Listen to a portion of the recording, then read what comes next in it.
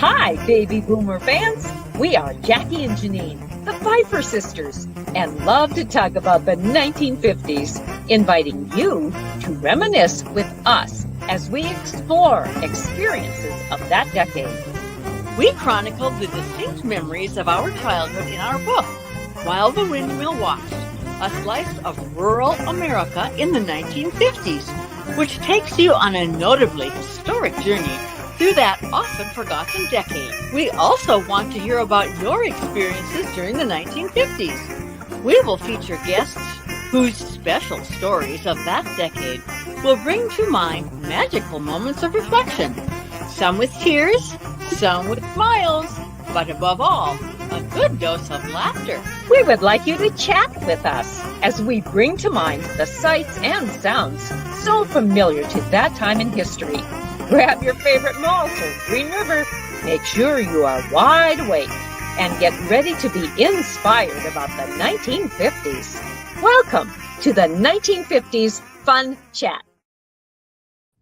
Hello, friends. Welcome back to the 1950s Fun Chat. This is number 44 in our series of Fun Chat episodes, and we are so glad that you joined us again. We have a very special guest with us today, and we'll introduce her in just a few minutes. But Jackie, tell us more about our book. Well, I would hope that our viewers are perusing their screens, and as you do, please notice the purple banner down below. It has white print and it's going across the bottom and it says While the Windmill, www.whilethewindmillwatch.com. That is our website where you will be able to find information about the book, about the authors, about the vendors who support the our efforts of getting the history of the 1950s to its readers. Also, look in the upper right-hand corner, you'll see a copy of our book. A beautiful North Dakota sunset wraps around the cover, and you will see a little silhouette of a windmill and two little girls, of course, indicating Jackie and Janine. Also down in the corner, in the lower corner, you see a little white spot. Well, that indicates an award that we recently won. It is the Independent Booksellers Award for 2022 of a distinguished regional favorite. And it was a worldwide competition. So we were very pleased and proud to have this award of the distinguished favorite. So let's get going. Mm-hmm. We have a very special guest with us today. We have Linda Nelson Butts, who happens to be a friend of ours. Linda Nelson Butts was born into a very patriotic family in 1947 in Chatham, Alabama. Both parents served in the Navy in World War II. When she was 2 years old, her family moved to a farm near New England, North Dakota. She attended a two-room schoolhouse for 4 years before continuing the rest of her education in the New England school system. There were only 27 students in her high school graduating class. Linda met her husband, Alan, at North Dakota State University. They have 2 children and 2 grandchildren. And Linda, we are so absolutely thrilled to have you. Welcome. Yes, thank you. Linda. It's a pleasure to be with you, ladies, and good friends. So we're going to get started. I would ask you to, first of all, set the stage of your life in the 1950s by telling us about your family and your community and anything that you might want to share. Sure. Well, when I think about that era of growing up, the first word that comes to my mind is innocence. And as you mentioned in the intro, my parents both served in World War II. They saw probably the worst that mankind has to offer. And they came back and just wanted to live in peace and harmony with those around us. And so I grew up in a small community. We were very homogeneous. We had our own little rural church.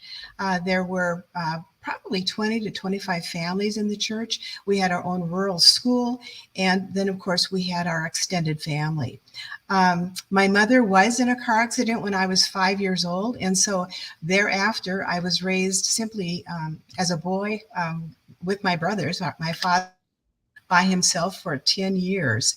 But I like to say that we grew up on an old McDonald farm. So we had horses, we had chickens, we had cows, we had pigs, we had milk cows, and all the chores and things that go with that kind of a rural lifestyle.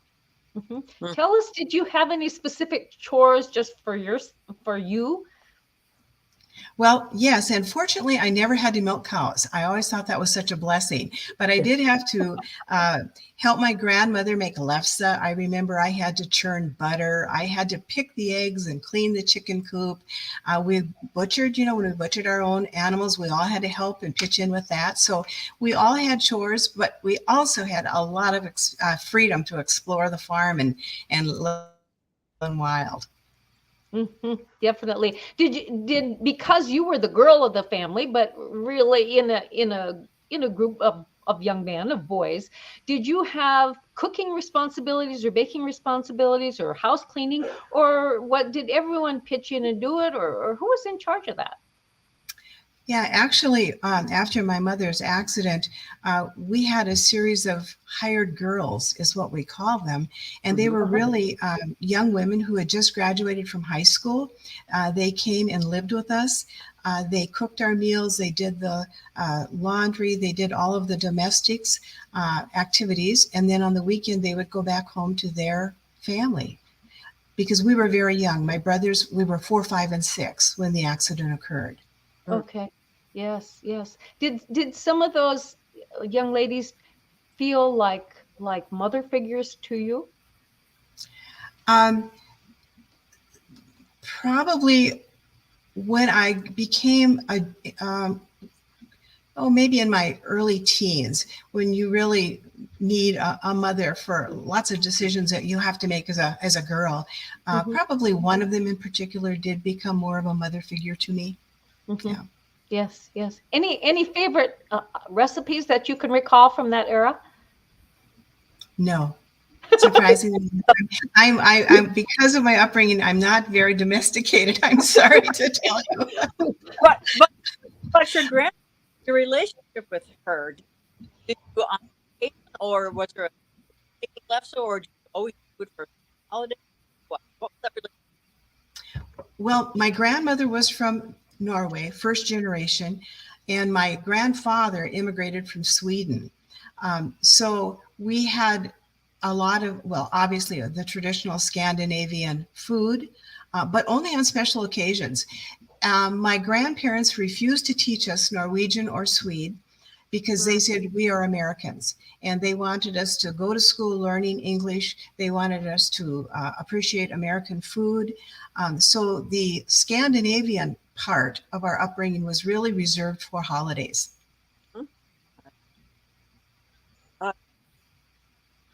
You had what kind? But did you live near your grandpa and grandma, or your grandma? We lived on the same farm. Oh, okay. The houses were in close proximity. But the things I remember, the most about my childhood versus being in the kitchen, it would have been being outside with my brothers. And in that era, we had such freedom. Nobody worried about where your kids were. You'd leave in the morning and you'd come back when you were hungry. And because I had only brothers to play with, I remember that we had BB guns, so we'd go go hunt frogs down by the creek, or maybe we build a hay fort with straw bales in the fall of the year. Or I remember if we decided to try and build a fort, we'd scrounge around and see whatever lumber was laying around and try and scrap it together as best we could. And, I think that in that kind of an environment where you're free to explore, you're free to build, you're free to take risks. Nobody's watching over you saying, be careful, be careful. And I think it was such a wonderful environment to learn consequences of decisions, learn risk taking. The sky's the limit. There just were no one holding you back. And so it was really, we were only limited by our imagination. Yes. And it sounds just because you're a girl, that did not matter. You were just one of the children, one of the siblings. And because you were a girl, that you just could do what you felt you wanted to accomplish. I did, and I was treated like a boy in so many ways. I think back to it when we would go back to school shopping in the fall of the year. We go to J.C. Penney's, and my dad would buy my brothers and I blue jeans, tennis shoes, and T-shirts. That was it. Okay, and then I remember the time that one time for Christmas we got boxing gloves. Oh, So one pair of boxing gloves or two pair of boxing gloves for the three children. And I had to get into the boxing ring and fight my brothers just as if I were another boy. They cut me no slack. So oh in, man. in so many ways, I was raised like a boy. Yes. Yeah. And were you able to outbox them, or how did you learn? Was it just Oh, trial and error? I held my own. I would come out of that boxing ring with a headache, but I held my own. Here. Oh my, Maybe that's where I learned my competitiveness also.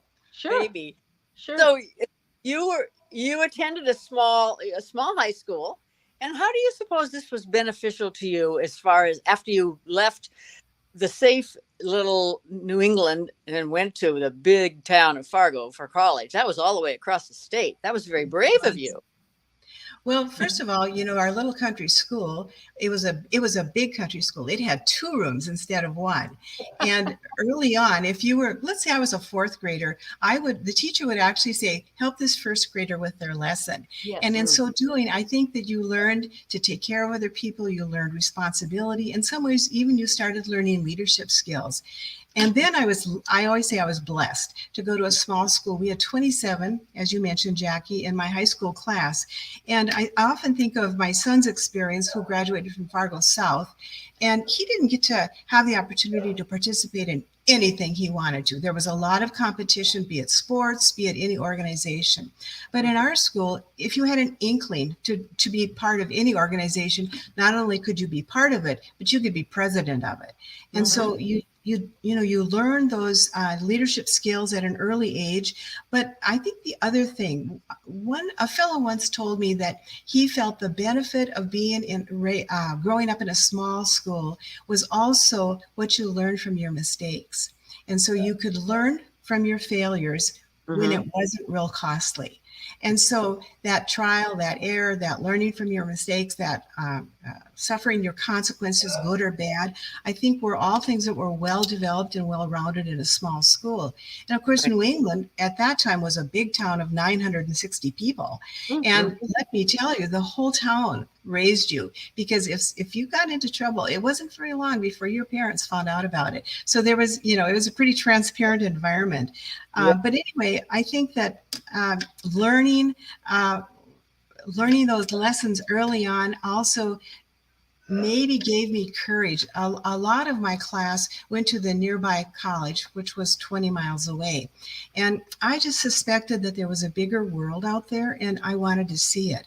But I was afraid, because I was choosing to go to a school I'd never seen in a city I had never visited. And that was Fargo, North Dakota. It was 300 miles away. And I didn't have a car. We were too poor. So I remember that my cousin dropped me off at the dorm, unpacked the car, and left. And so there I was in this unknown environment, and not even sure if I had really what it took to make it at NDSU. But I quickly acclimated. I remember I had signed up for Rush, and I was in such a state of shock, I couldn't go through. Instead, I used that 4 or 5 days to just kind of get my head around the fact that I was at this big school in this big city in this strange place. But that was a good thing to give me that time to get my head around it. And then found that I academically had what it took, and then started joining organizations, and again was able to become a leader and continue to hone those skills. So yeah, it was a good decision. Yes. Good. Wonderful. Good. Yes. Super brave. And back in country school, did you consider your teachers as mentors? Did you have draw a strong attachment to them, and did they pull you out as someone with many, many skills? The couple of memories I have, a funny story. There were 3 girls in my 1st grade class, And we were obviously a very close-knit group. And come our second grade, we were 3 girls in the class. Our third grade, we were 3 girls in our class. And our fourth grade, a boy in the class ahead of us failed. And now we had a boy in our class. And oh my gosh, we were upset about that. And I look back on that and think how silly we were. But when we were in our little threesome, our teacher would often say, if we were, maybe we were getting restless, she would send us out to the coat hall, and the 3 of us with flashcards. And one of us would show the flashcard, and the other one, we would try to be the first to get the number right. So that's one of the unique experiences from a country school. The other thing I remember, and I'm kind of guessing in retrospect that this might have been because I didn't have a mother, but I remember those teachers sometimes inviting me to spend the night with them. They boarded at the school, and oh, did I feel like I was special. And if they invited other young girls to stay, I do not know, but they just sort of mothered me in that way. Yes. That's wonderful. Back to your school, did you have YCL? We did, and I was involved in it. As I recall, in my 7th grade, wasn't that, what grades were allowed in YCL? I don't remember. Was it 4th or 5th that you started?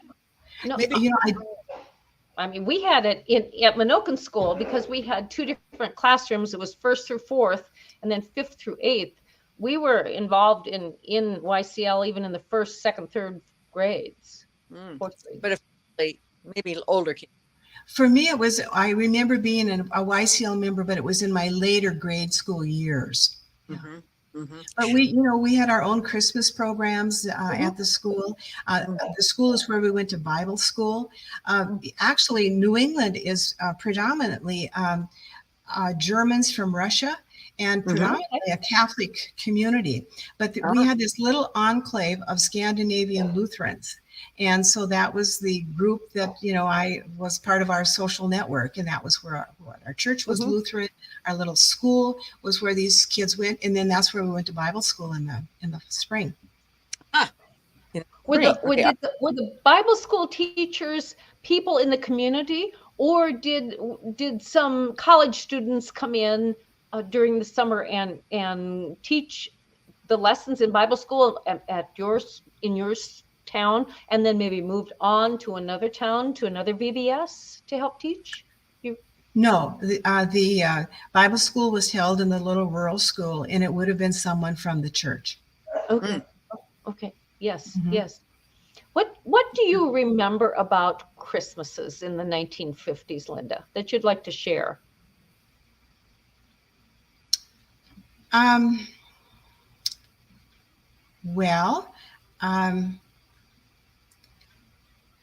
Ours would have been different because we didn't have a mother present.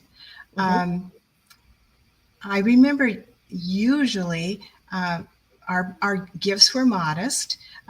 Another gift I remember, our father gave us a Monopoly game. That was another thing.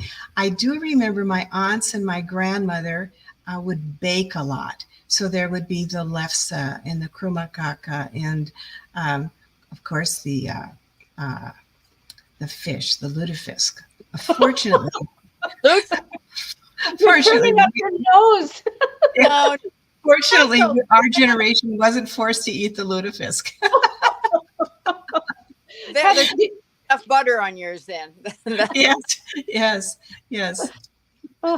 Some of those family traditions, it's nice if they can be left in the past rather than brought into the present or into the future. Yes. There's lots of jokes around lutefisk, I'll tell you. Oh man. What did you when you had your school programs, did everyone have to memorize a part and speak it, or were there songs sung, or do you remember anything about that? Well, it's always a Christmas program that sticks out in my mind. And yes, it was a combination of songs that we had practiced. And then, we got to not have school because we got to practice for the programs, of course. That was always a treat. And then, of course, we each had parts to memorize. I remember whether it was a church Christmas party or a school Christmas party, we had parts to memorize and songs to sing. And then the whole school would, all of our parents would come and we would put this on. And I even remember, this is something that should really have only belonged in my grandmother's generation, but I remember we had pie socials. And of course, this was to raise money for the school. And I'm just reading a series of books by Lorraine Schnelling, and she has written a Dakota series about Swedes settling in North Dakota. And it's bringing back so many memories of my childhood. And I go, I remember doing that. So it's brought up a lot of those very, very fond memories. You mentioned, go ahead, Jackie. I was going to say, you often talk about the weather. Can you remember a time, an incident or two where you might describe the worst weather that you ever experienced? Well, looking back in the 50s, I don't know if in your part of the North Dakota it occurred, but we had huge snowfall and huge drifts in the 50s. And we had a shelter belt to the north and west of the farmstead, which was every farmstead in North Dakota. Well, on this particular winter, the snow had drifted so high, it was up to the top of the trees. And so we would get our sleds and go up the backside of that snow drift, and we would get on our sled and we would slide, and it would go take us down into the pasture. Just one problem. There was a barbed wire fence between us and the pasture. And so you had to make sure you ducked just at the right time so that you didn't, have an accident. And then into the pasture. And I look back on that now and I think, nobody told us this was dangerous. Nobody told us we shouldn't do this. They just were excited when we came home and told the story. Absolutely. Did you go ice skating too? Did you have an opportunity for that? Well, we had a little creek in our backyard, ran through the pasture. And if the conditions were right in the fall of the year, meaning there wasn't a lot of wind as the water was freezing, it could be pretty smooth. And we would attempt to ice skate. But a lot of years it was just too bumpy. But I do remember that when it was smooth and we were able to, we'd give our hand at trying to learn how to ice skate. And then, of course, did you have to shovel snow off that creek before you could skate? We never did. We never did. I don't remember that at all. We had Apple Creek going through our pasture. Oh, sure. And it was. I remember a time that we had some friends over, or I had some friends over, and I was so excited about going skating with them, all to realize that this creek, even though it was frozen, it was covered with thick snow. So there was no way that we could go ice skating just because of all that snow.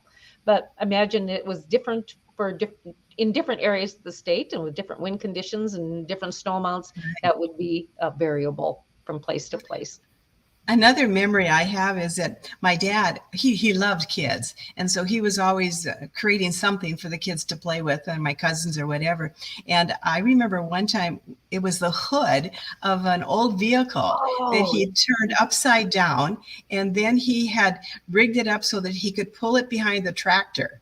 And so we kids would all pile on this hood and away we would go. And then a few years later, I remember he actually built us out of wood, an old-fashioned sleigh that it had sides on it, and you could sit up in it. And then again, he'd pull it behind the tractor and away we'd go. Yes. Well, did you ever play Fox and Goose? Do you remember that game? No, but I remember in my rural school, we'd play Annie I Over a lot. Okay. We had you'd throw the ball over the hill. And then I remember we also had one of our older 8th grade boys. He was always getting into trouble, and he would sometimes hide the school bell. So when we went out for recess, this teacher had no way of bringing us back in. And was he ever scolded for that? Oh yes, he was always in trouble. But we always appreciated that antic. Yes, sure. Yes, of course. Linda, did you ever have a nickname? I did. Nellie. My last name was Nelson, and so my nickname was Nellie. Oh, yeah. Does anyone still call you? Yeah, called you that, huh? Did anyone call you today that you know of?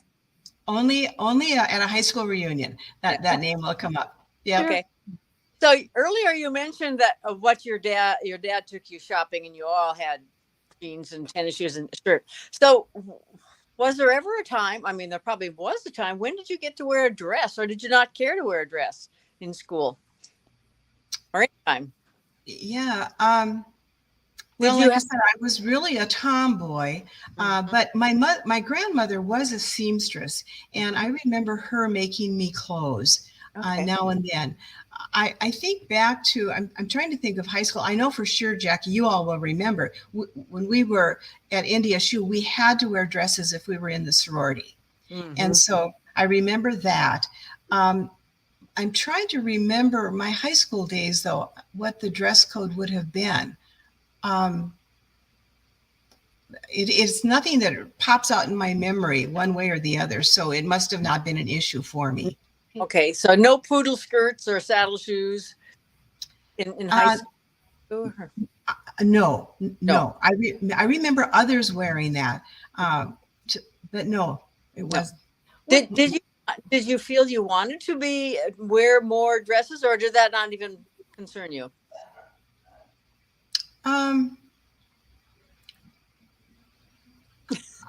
Yeah, going to my grade school, no, that made no difference at all. When I got to high school, I observed, oh yes, I do see that some of these girls are dressing up, and so again, with my background, I had to kind of watch this closely and try to observe what other girls were doing and how they were dressing, because at that age you want to fit in and you want to be like the others. So it was moving to I call it the town school. It was really quite a shock for me. Oh, it was quite an adjustment. It was for Jackie and me too, and we had access to different lessons, piano lessons, dance lessons coming out of Bismarck, but yet it's that self-confident feeling that you want to be prepared for that next step in your life, and evidently your parents think that you can handle it. But boy, it's a transition. It's a huge transition. It's a cultural.